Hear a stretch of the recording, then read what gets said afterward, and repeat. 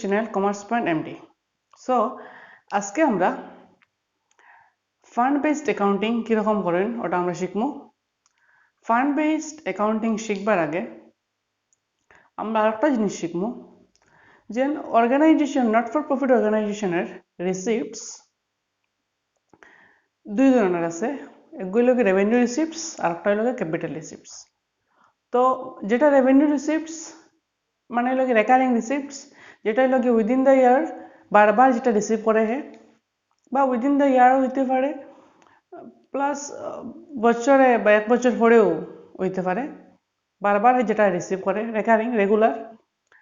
এটা হইল গিয়া যেটা রেকারিং রিসিপ্টস রেভিনিউ রিসিপ্টস, এটা হইল গিয়া আমরা ইনকাম সাইডও আমরা শো করবো, ইনকাম অ্যান্ড এক্সপেন্ডিচার অ্যাকাউন্টে শো করবো ইনকাম সাইডও। আর যেটা ক্যাপিটাল রিসিপ্টস আছে মানে যেটা নন রেকারিং ইন নেচার, এটা আমরা ব্যালেন্স শিটে লাইবিলিটি সাইডে আমরা শো করবো।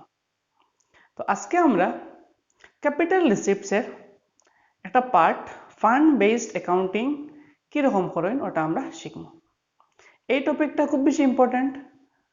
একটা কোয়েশ্চেন মেইন কোয়েশ্চেন করাত গেলে টোটাল একটা পুরা opening balance sheet closing balance sheet মানে টোটাল একটা সাম করাত গেলে এই পোর্শনটা খুব বেশি ইম্পর্ট্যান্ট। তো ভালো করে আমরা দেখবো ফান্ড বেসড অ্যাকাউন্টিং কীরকম করেন। তো ফান্ড বেসড অ্যাকাউন্টিং করবার আগে আমি একটা জিনিস কইলাই যে ক্যাপিটাল রিসিপ্টস কোন কোন আইটেম আমরা ক্যাপিটাল রিসিপ্টস কইতে পারবো।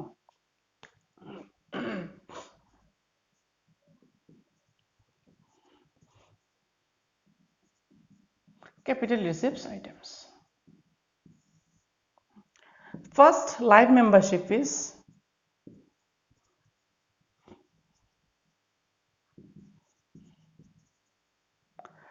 Second হলো কি আমার legacy.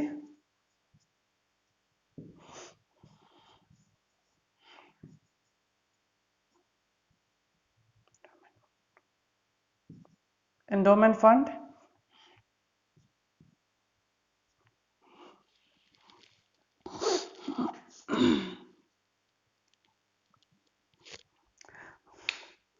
আর হইল কি আমার স্পেসিফিক ফান্ড বা স্পেসিফিক ডোনেশন। স্পেসিফিক ফান্ড বা আমার স্পেসিফিক ডোনেশন, এইটাই নিল কি আমার বা কোনো কোনো জায়গাত কোনো কোনো বই পাইতে পারেন যে এন্ট্রান্স ফিজ এটাও কিতা করছে ওটার মাঝে ঢুকাই দিছে এন্ট্রান্স ফিজ। তো জেনারেলি আমরা এটা কনসিডারেশন না করলেও হইব, বাট নোট দিলে ভালো হয়। এটাতে আমরা রেভিনিউ রিসিপ্টস হিসাবেও ট্রিট করলাই। তো লাইফ মেম্বারশিপ ফিজ মানে কি? লাইফ মেম্বারশিপ ফিজ মিনস একটা অ্যামাউন্ট একটা মেম্বারে পেইড করে, হ্যাঁ, তার এন্টায়ার লাইফ মেম্বারশিপের লাগি entire life not for profit organisation member থাকবো, ওটার লাগে কি লাইফ মেম্বারশিপ ফিজ পেইড করে। তো ওটার লাগে তারে অনলি ওয়ান টাইম পেইড করবো পুরা হোল লাইফ মেম্বারশিপের লাগি, ওটার লাগে তারা আমরা ক্যাপিটাল রিসিপ্টস হিসাবে আমরা তারে আমরা ধরে নিই। Next legacy. লিগেসি মিনস কোনো একটা ইন্ডিভিজুয়াল মানুষ মরবার আগে কোনো কোনো সময় দাবি করিয়া থাকে যে হে মনে মনে মনে কিতা আশা রাখিয়া থাকে যে আমি যে সময় মারা যাইমু আমার প্রপার্টি বা ক্যাশ মানি যে কোনো জিনিস হইতে পারে যে আমার বা আমার অ্যাসেট, এটা আমি কিতা করবো, হ্যাঁ, এই নট ফর প্রফিট অর্গানাইজেশন আমার দান করবো। তো যে সময় এই মানুষটা মারা যাইব এই প্রপার্টিটা নট ফর প্রফিট অর্গানাইজেশনের হয়ে যাইব। তো এই জিনিসটা হয় লিগেসি, ঠিক আছে। Next endowment fund. Endowment fund generally means gift, generally এটা gift amount not for profit organization মানে একটা বড় টাইপের চান্দা এটা রিসিভ করে। হ্যাঁ, next specific fund. Specific fund যেমন কি বিল্ডিং কনস্ট্রাকশন ফান্ড হইতে পারে, ম্যাচ ফান্ড হইতে পারে, এটা বড় বড় চান্দা বড় বড় ফান্ড অ্যামাউন্ট রিসিভ করে কোনো একটা স্পেসিফিক কামল লাগে নট ফর প্রফিট অর্গানাইজেশনে রিসিভ করে। স্পেসিফিক ডোনেশন ওরকম রিসিভ করে কোনো স্পেসিফিক কামল লাগে। এন্ট্রান্স ফিজ যে সময় একটা ক্লাবে একটা মেম্বার জয়েন করে, হ্যাঁ, এন্ট্রি করে, ওই সময় তার কাছ থেকে ফিজ লওয়ার। তো এটা কোনো কোনো সময় ধরা হয় যে এটা ক্যাপিটাল রিসিপ্টস রেভিনিউ রিসিপ্টস ধরলেও কোনো প্রবলেম নাই। তো আমি জেনারেলি এটার আমি রেভিনিউ রিসিপ্টস বলিয়া ধরি, ক্যাপিটাল রিসিপ্ট বলে তারা কাউন্ট করে। বাট কোনো কোনো বই পাইবা যেমন কি বিবিধাম ইউজ বই বুক ইউজ করলে ফাইবায় তারা এটার ক্যাপিটাল রিসিপ্টস ধরছে বাট তুমি এনসিইআরটি টেক্সট বুক যদি ইউজ করো বা তুমি যদি ডিকে অয়েল ইউজ করো দেন ফাইবায় এটারে তারা তোমার ক্যাপিটাল রিসিপ্টস বলিয়া ধরছে না বাট বিবিধাম এটারে ক্যাপিটাল রিসিপ্টস বলিয়া রেভিনিউ রিসিপ্টস ক্যাপিটাল রিসিপ্টস বলিয়া ধরছে ঠিক আছে তো আজকে আমরা টপিক স্টার্ট করবো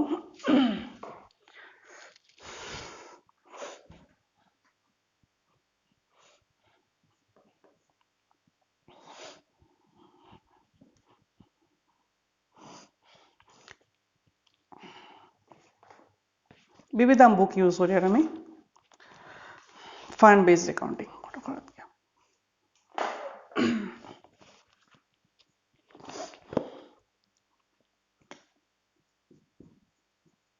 fund based accounting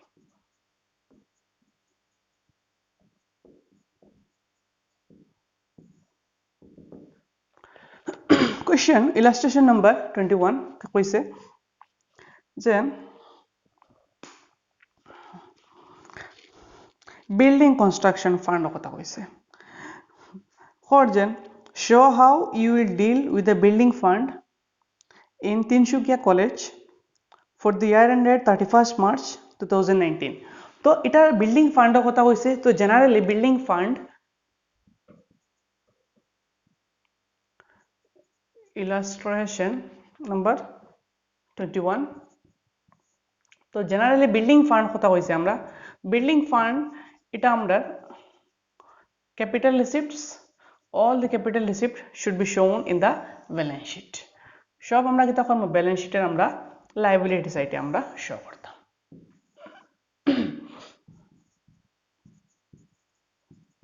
assets liability তো ব্যালেন্স শিট কোন দিন বানাইতাম balance sheet as on for the end of 31st March 2019 balance sheet as on 31st March 2019 300 college আমরা এখন লিখলি লইব কোড কিতা building fund as on 1st April 2018 মানে বছর শুরু হইতে সময় বিল্ডিং ফান্ড 4 লাখ টাকা আসলো তো আমরা জানি যে কোনো ক্যাপিটাল রিসিপ্টস ব্যালেন্স শিটে লায়াবিলিটি সাইডে শো করা হয় তো বছরের শুরুতে বিল্ডিং ফান্ড আসলো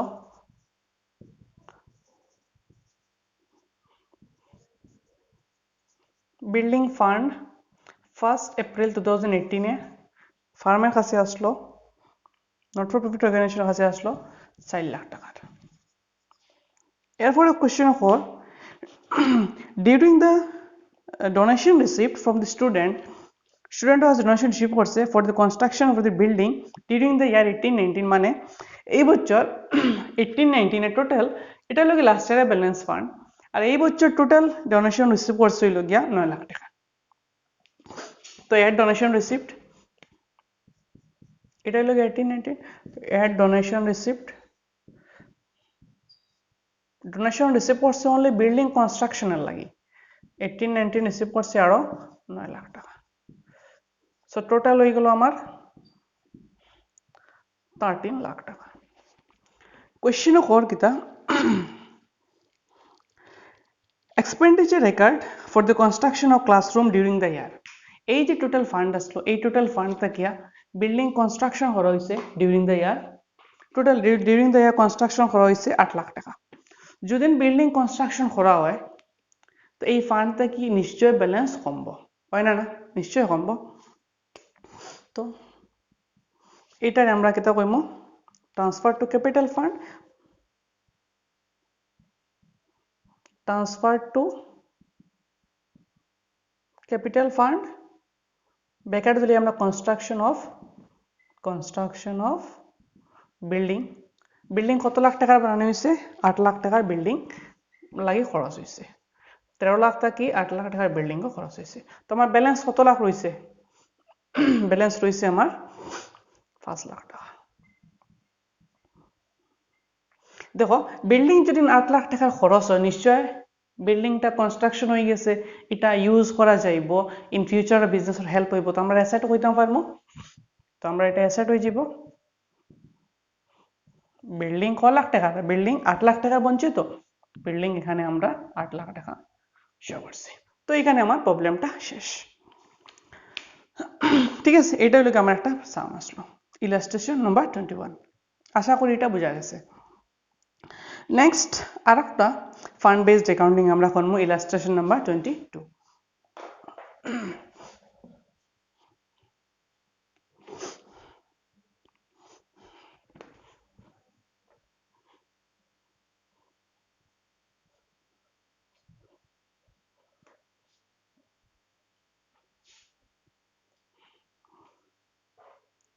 ইলাস্ট্রেশন নাম্বার আমার 22। কোয়েশ্চন হয়েছে কিতা আমারে হয়েছে যে show how will deal with the prize fund. Prize fund একটা স্পেসিফিক ফান্ড, প্রাইজ ফান্ড যেটা অনলি প্রাইজ ডিস্ট্রিবিউশনলে খরচ করা পাওয়া হয়েছে, আর এটা ফান্ডটা ইউজ হইব অনলি প্রাইজ ডিস্ট্রিবিউশনের লাগে। ঠিক আছে, তো এটা হলো স্পেসিফিক ফান্ড। ক্যাপিটাল রিসিপ্টস, তো ক্যাপিটাল রিসিপ্টস হইলেও আমরা ব্যালেন্স শিটের লাইবিলিটি সাইডে আমরা শো করব। তো কিতা হয়েছে prize fund of Guwahati royal commerce college year in 31st March 2019। তো ডেট তো সেম আছে, চেঞ্জ হওয়ার কোনো প্রয়োজন নাই। হর কিতা prize fund on 1st April 2018, মানে লাস্ট ইয়ারে প্রাইজ ফান্ড রয়ে গেছিল ব্যালেন্স 20,000। প্রাইজ ফান্ড মানে লাস্ট ইয়ার রয়ে গেছিল 1st April 2018 a prize fund রয়েছে হইল গিয়া 20,000 রুপিস। ঠিক আছে, তো লাস্ট ইয়ার রয়েছে মানে ইট মিনস ওপেনিং ব্যালেন্স শিটও আসলো, পরে ক্লোজিং ব্যালেন্স শিটও ফান্ড আইছে ট্রান্সফার হইয়া। নেক্সট হল prize fund investment, it means last year ইনভেস্টমেন্টও করছে, বছরের শুরুতে ইনভেস্টমেন্টও করছে। তো প্রাইজ ফান্ড ইনভেস্টমেন্ট যেটা 20,000 করছে এটা নিশ্চয় ওখানে গেছে, হয় না? না, ইনভেস্টমেন্ট করলে আমার অ্যাসেট হয়ে যায়। Prize fund investment. এখন দেখো একটা জিনিস, এই অ্যামাউন্টটা নিজের হাতে রাখার থাকিয়া কোনো ইনভেস্ট করা দিলে তো লাভ হইব, কারণ এই অ্যামাউন্ট আমার নিজের হাতে থাকলে পয়সা তো বাড়িতো না। তো কোনোখানে যদি আমি প্রাইজ ফান্ডে ইনভেস্ট করে দিলে নিশ্চয়ই একটা অ্যামাউন্ট আমি রিটার্ন এক্সট্রা পাইমো, ইন্টারেস্ট পাইমো ইনভেস্টমেন্ট থেকে। তাহলে কি জেনারেলি কিতা করা হয়, স্পেসিফিক ফান্ড যেটা থাকে যেটা লং টার্মর লাগে থাকে এটা কিতা করে জেনারেলি ইনভেস্ট করা হয়ে যায়।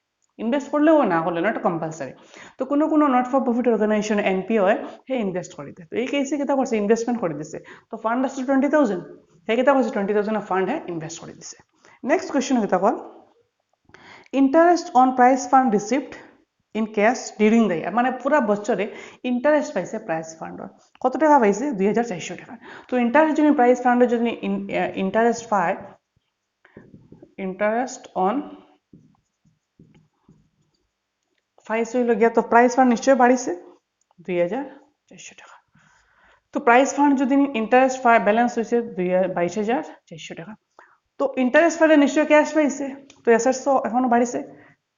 Cash interest on price fund কত টাকা? আমার হইল গিয়া 2,400 টাকা।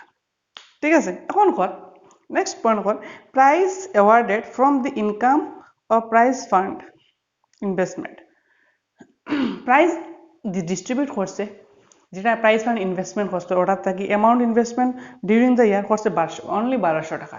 তো টোটাল প্রাইজ ফান্ড অত টাকা, এর থাকিয়া অনলি 1,200 টাকা প্রাইজ ফান্ড ডিস্ট্রিবিউট করছে ডিউরিং দ্য ইয়ার। তো নিশ্চয়ই ফান্ড থেকে কমবো। প্রাইজ ডিস্ট্রিবিউশন অনলি 1,200, কত হয়ে যাব আমার 21,200 টাকা।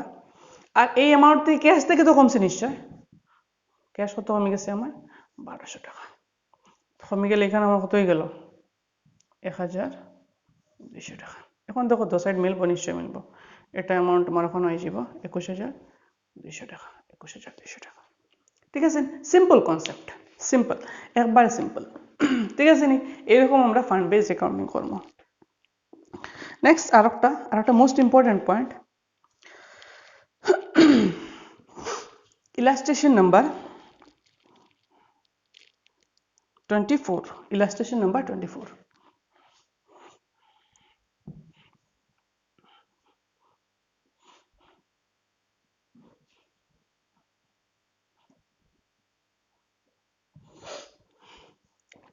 illustration number 24 কোশ্চেন কিতা হইছে আমার দেখো from the following information of a club shows the match expenses and match fund তো ম্যাচ ফান্ড থেকে ম্যাচ এক্সপেন্সেস করা হয় ম্যাচের যেটা ফান্ড থাকবো মানে একটা খেলা করাইবার লাগি এখন ম্যাচ করাইবার লাগি একটা ফান্ড থাকবো এখন ম্যাচ যেটা খরচ হইব ম্যাচ করাই থেকে যেটা খরচ হইব ও ফান্ডটা কি ইউজ হইব ঠিক আছে তো during the year ended for the year ended 31st March 2018 and 31st March 2019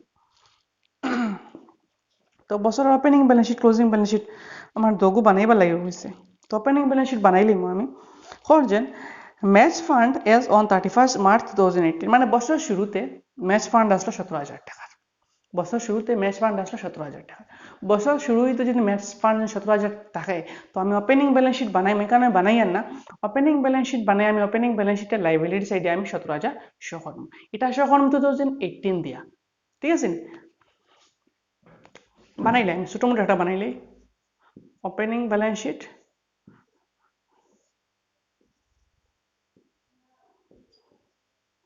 match fund আমি লাইব্রেরির সাইডে শো করবো আমার 17,000 টাকা ঠিক আছে আচ্ছা এখন কর কিতা ম্যাচ ফান্ড এই 17,000 টাকা তো এখানে আইব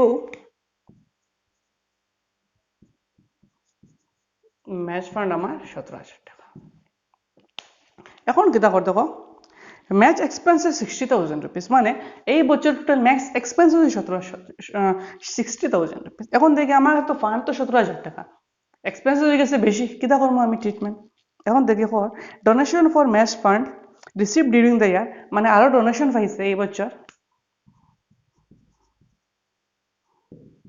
donation for match fund during the 18-19 আরো পাইছে কত টাকা পাইছে আরো 18,000 টাকা পাইছে 17-18 কত হইল 35,000 টাকা এখন কি তখন proceeds of sale of match টিকেটও বিক্রি করছে ম্যাচ টিকেট করে আরো পয়সা পাইছে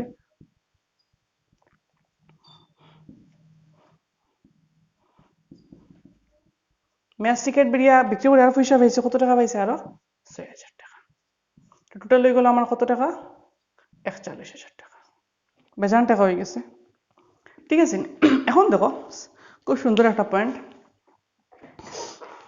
আমার হাতও আছে 41,000 টাকা হাতও আছে 41,000 টাকা আর কইছে যে টুর্নামেন্ট এক্সপেন্সেস হয়ে গেছে আমার 60,000 টাকা এখন আমি কিতা করব যে সময় এক্সেস এক্সপেন্ডিচার হয়ে যাব ফান্ডটা কি যেটা অ্যামাউন্ট এক্সেস হইব এটা আমি কিতা করব সাপোজ এখানে তো ফান্ড তো 40,000 তো আমি ফান্ড এখান থেকে কত দিয়ে করতে পারবো তো ম্যাচ এক্সপেন্সেস করিয়া আমি এখানে আমি 41,000 দেখাইমু কারণ আমার কাছে তো আর ফান্ড নাই তো ব্যালেন্স শিট এখানে ব্যালেন্স হয়ে যাব আমার জিরো এখন বাকি যে 19,000 এটা আমি কিতা করব এইটা আমি কারেন্ট ইয়ারের এক্সপেন্সেস বলি আমি দেখাইমু এটা আমি কারেন্ট ইয়ারের এক্সপেন্সেস বলিয়া কারেন্ট ইয়ারের ইনকাম এন্ড এক্সপেন্ডিচার অ্যাকাউন্টও আমি শো করব এক্সপেন্ডিচার সাইডও ঠিক আছে আমি এখানে বানাইলে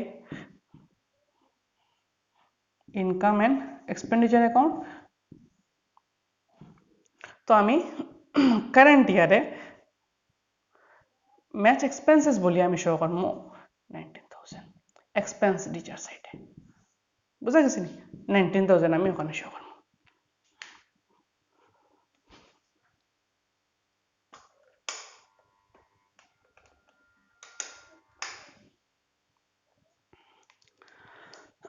I hope you've understood. Thank you so much.